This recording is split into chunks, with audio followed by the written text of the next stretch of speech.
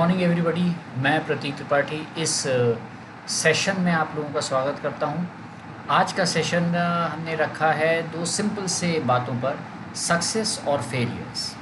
इस चीज़ के बारे में हम इसलिए बात कर रहे हैं क्योंकि सक्सेस और फेलियर्स लाइफ में बहुत मैटर करते हैं। हम सबकी लाइफ में करते हैं, आपकी, मेरी, सबकी, किसी भी इंसान की ज़िंदगी में सक्सेस और फेलियर्स बहुत इंपॉर्टेंट होते हैं। क्योंकि अब मैंने कहा सक्सेस और फेलियर्स दोनों, क्योंकि बिना फेलियर्स के तो सक्सेस को मिलना पॉसिबल ही नहीं है ना। तो इसीलिए जितना इम्पोर्टेंट सक्सेस है उससे कहीं ज़्यादा फेलियर्स इम्पॉर्टेंट होते हैं इनिशियल स्टेज पे। देखिए कैसे। देखिए, सक्सेस और फेलियर ये दोनों एक ही कहा जाए मिरर के दो पार्ट्स हैं, रिफ्लेक्शंस हैं। क्योंकि सक्सेस मैक्सिमम जो होता है वो फेलियर्स के ही वजह से बनता है। फेलियर्स बिल्डिंग ब्लॉक्स होते हैं इनिशियल सक्सेस के लिए, वो आपको प्रोपेल करते हैं उस डायरेक्शन में जिस डायरेक्शन में आपको सक्सेस मिल सकती है। इसीलिए सक्सेस और फेलियर्स का ग्राफ वो हमेशा एक साथ चलता है और दोनों इन्वर्सली प्रोपोर्शनल होते हैं, लेकिन एक का होना दूसरे के लिए इम्पॉर्टेंट है। देखिए किस तरीके से सक्सेस, देखिए इस लेटर में आप देख रहे हैं सक्सेस इम्पॉर्टेंट है, लेकिन सक्सेस तक पहुंचने के लिए पहले सीढ़ियां जो है फेलियर्स की। इनिशियल स्टार्ट में फेलियर्स ना हो ऐसा पॉसिबल नहीं है, बहुत कम लोगों के साथ ऐसा होता है। इसलिए इनिशियल स्टेज में आप कोई भी वर्क करने जा रहे हैं, अगर आपको फेलियर्स देखने को मिलते हैं तो इस सीढ़ी को याद रखिएगा कि शुरुआत में फेलियर्स की ही सीढ़ी बनाई जाती है जिससे आप सक्सेस तक पहुंच सकते हैं। ट्राई फेल सक्सेस, देखिए ये कितना मज़ेदार कितनी सिंपल सी बात इस पिक्चर में बताई गई है कि फेल होते हैं फिर ट्राई करते हैं, फेल होते हैं ट्राई करते हैं, पहले यही ग्राफ चलता रहता है। फेल और ट्राई के बीच ही में चीज़ें चलती रहती हैं, इन्हीं दो से कैच एम कैच चलता रहता है, समझ लीजिए। और इन दोनों में एक ने फेंका बॉल, दूसरे ने कैच की, उसने फेंकी, इसने बॉल, बिल्कुल ऐसे ही चलता रहता है। फिर एक समय आता है जब फेलियर्स ट्राई करने की वजह से आप इतने ज़्यादा एक्सपर्ट हो जाते हैं उस पर्टिकुलर लेवल तक, एक कुछ स्टेजेस तक चीज़ों को करने के इतने एक्सपर्ट हो जाते हैं कि आगे के स्टेजेस उससे बेहतर होने लगते हैं। और फिर एक दिन आता है जब आप फेलियर, ट्राई और फेल के बीच के ग्राफ से निकल जाती बात आगे चली जाती है और ट्राई पे पहुंचने के बाद इसके बाद ये सीधे आगे बढ़ के पहुंच जाती है सक्सेस पे। इस तरह से चलता है। इसलिए फेलियर्स को पार्ट मान के चलिए आप सक्सेस का, आसान रहेगा आगे बढ़ना। देखिए जो फेलियर और सक्सेस की जो एक घड़ी होती है, मतलब वॉच होती है, उसमें क्या होता है मैक्सिमम जगहों पे फेल लिखा होता है। देखिए यहाँ भी फेल लिखा है, लेफ्ट राइट सब्जेक्ट फेल, सिर्फ एक पॉइंट होता है जिस पे सक्सेस होती है और शुरुआत में सारी पॉइंट्स फेलियर्स से होकर के वहाँ तक पहुँचती है। यही सिंपल सी बात है। देखिए फेलियर्स से होते होते होते तो गुजरते थे एकदम सक्सेस आता है, लेकिन फेलियर्स थे आप कब गुजरेंगे जब आप बार बार वर्कआउट करेंगे उस चीज़ को, बार बार आप उसके ऊपर वर्क करेंगे, मेहनत करेंगे, आप कुछ ना कुछ एक्टिविटी करोगे, ठीक है, उस चीज़ के ऊपर वर्कआउट करोगे इर्रिस्पेक्टिव ऑफ योर फेलियर्स। तब एक समय आता है जब सुई घड़ी की सीधे सक्सेस पे ले जाती है। और सक्सेस और फेलियर्स के लिए सबसे इंपॉर्टेंट पहला चीज़ क्या होती है? Decision. Decision is the most important thing in success and failures, क्योंकि ये डिसीजन सही और गलत जो होता है लाइफ का, यही आपको फ़ायदा या नुकसान पहुंचाता है। Decision making becomes a lot easier if your value system is clear. अगर आप अपने बारे में सही से जानते हो तो डिसीजन में लेना बहुत आसान हो जाता है। वरना क्या हाल होता है, देखिए दोनों जगह टैप लगा हुआ है, दोनों पे समझ में नहीं आ रहा इस रास्ते जाएं कि इस रास्ते जाएं। तो ये जो ये क्वेश्चन मार्क होता है ना आपके अंदर, ये क्वेश्चन मार्क ही प्रॉब्लम क्रिएट करता है कि हम किस रास्ते जाएं। इसीलिए डिसीजन मेकिंग सबसे इंपॉर्टेंट होता है। अब डिसीजन मेकिंग किस तरह से डिसाइड होगा, उसके लिए विजन होना चाहिए। सॉरी, विजन का मतलब ये नहीं है, ये हम एवेंजर्स के विजन की बात नहीं कर रहे हैं। एक बात समझाने के लिए, विजन का मतलब होता है पहले से किसी चीज़ के बारे में सही अनुमान लगा लेना। आप कह सकते हैं कि एक तरह से जिसके लिए आपके अंदर एक वाइज नेस होनी चाहिए, आपके अंदर एक विजन होना चाहिए, एक आगे पूर्व अनुमान लगाने की आपके अंदर एक काबिलियत होनी चाहिए कि आने वाले समय में मेरे लिए क्या बेहतर है, क्या सही है और मैं क्या कर सकता हूँ क्या नहीं। That is vision. Vision means decision making सही तरीके से कर पाना। देखिए, और वो कब क्लियर होगा विजन आपका, कब कब कब सही होगा, कब आपका डिसीजन मेकिंग अच्छा हो पाएगा, जब आगे की चीज़ को पहले से पूर्वानुमान सही लगा पाएंगे, जब आपका वैल्यू सिस्टम क्लियर हो। वैल्यू सिस्टम क्लियर हो मतलब पारदर्शिता हो आपकी सोच में और आपके एक्शंस में। देखिए ये बिल्कुल दोनों चीज़ें, पिक्चर्स बिल्कुल एक दूसरे से कंसाइड कर रही हैं। मतलब इसको उल्टा कर दें और ऐसे कर दें तो तकरीबन नियरली सेम अपीयरेंस दे रही हैं।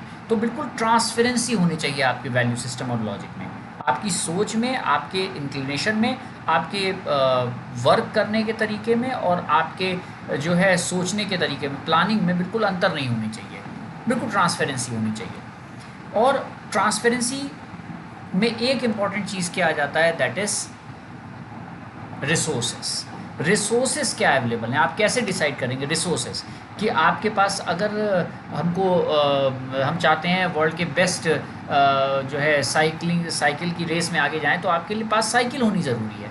अगर आप चाहते हैं कि आपके पास कार रेस में जाएं, तो आपके पास कार होनी चाहिए, या नहीं भी होनी चाहिए तो कम से कम उसके लिए अफोर्डेबिलिटी लानी पड़ेगी, या हमें ये देखना पड़ेगा कि कहाँ से किराए पे कार मैनेज है जिससे हम जो है रेस में भाग ले सकें। तो इसलिए हर चीज़ का कुछ ना कुछ रिक्वायरमेंट होता है। कोई जॉब ऐसी होती है जिसमें आपको ज़रूरत होती है कोई पर्टिकुलर वर्क को, कपड़ों की, जिससे आप पहन के ही वो वर्क को कर सकते हैं। तो इसी तरीके से हर चीज़ के लिए resources, these are the resources. Resources पर्याप्त मात्रा में साधनों को कहा गया है, साधन होने चाहिए उस चीज़ को करने के लिए। कोई टेक्निकल वर्क कर रहे हैं तो उसके लिए आपके पास कंप्यूटर या लैपटॉप या कोई ना कोई ऐसी चीज़ होनी चाहिए जिससे आप उस चीज़ को अंजाम दे सकें।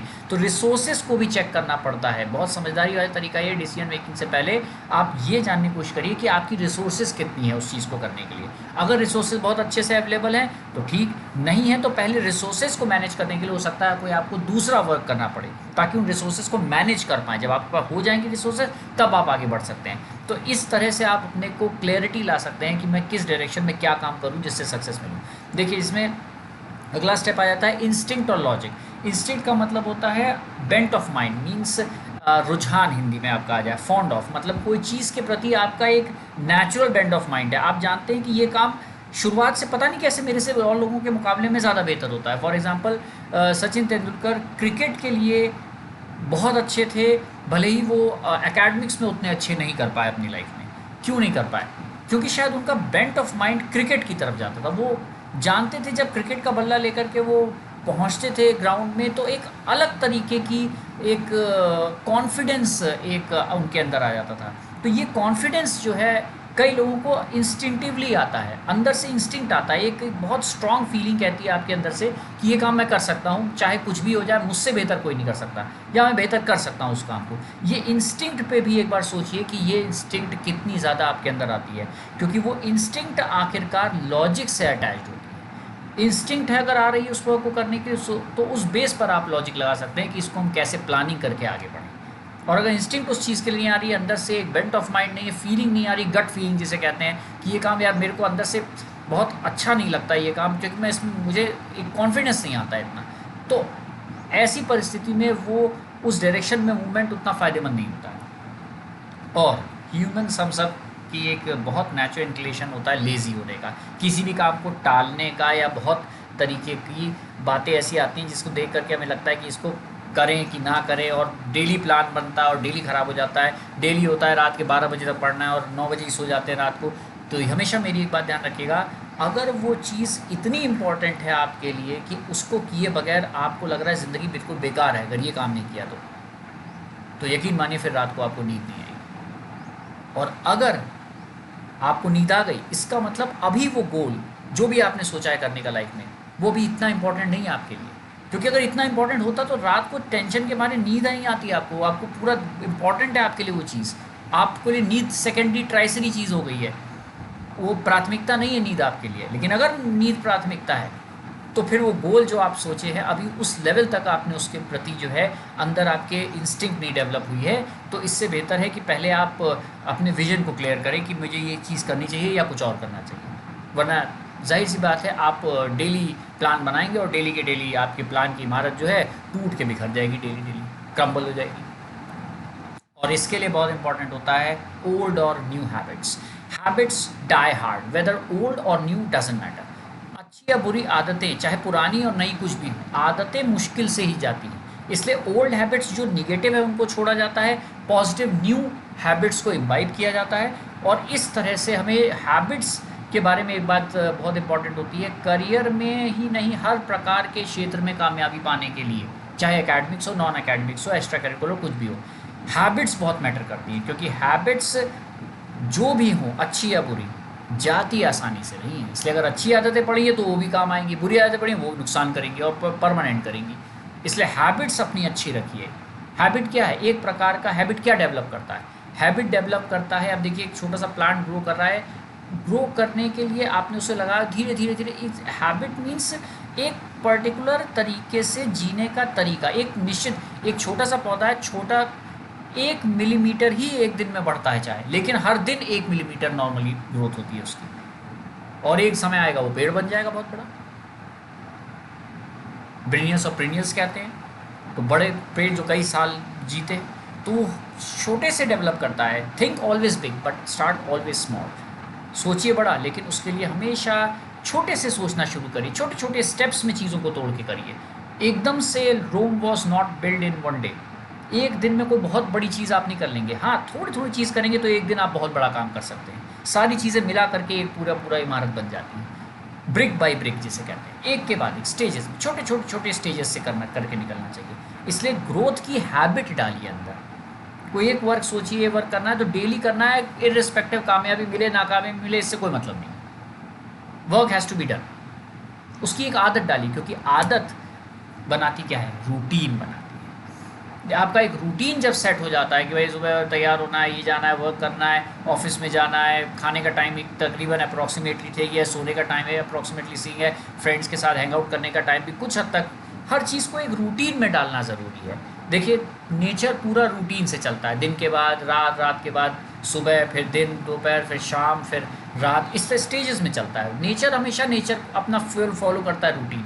इंसान रूटीन फॉलो नहीं करता, इसलिए नाकामयाब होता है, क्योंकि हैबिट्स रूटीन को जन्म देती हैं।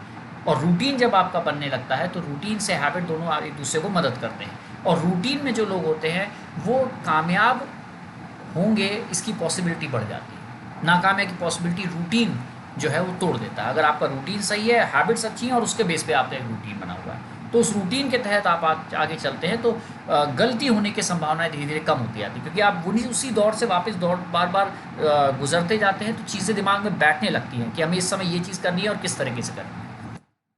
और ये बात ध्यान रखिएगा मेरी कि डेली रूटीन मैटर करता है, डेली रूटीन सबसे इम्पॉर्टेंट होता है। पर डे आप क्या करते हैं, क्योंकि एक एक दिन ही पूरा साल बनाता है। It takes all sorts of things to make up a year. एक साल को बनाने के लिए गर्मी, जाड़ा, बरसात, सारे सीज़न चाहिए, तब जाकर के पूरा 365 डेज़ का एक साल, एक ईयर बनता है।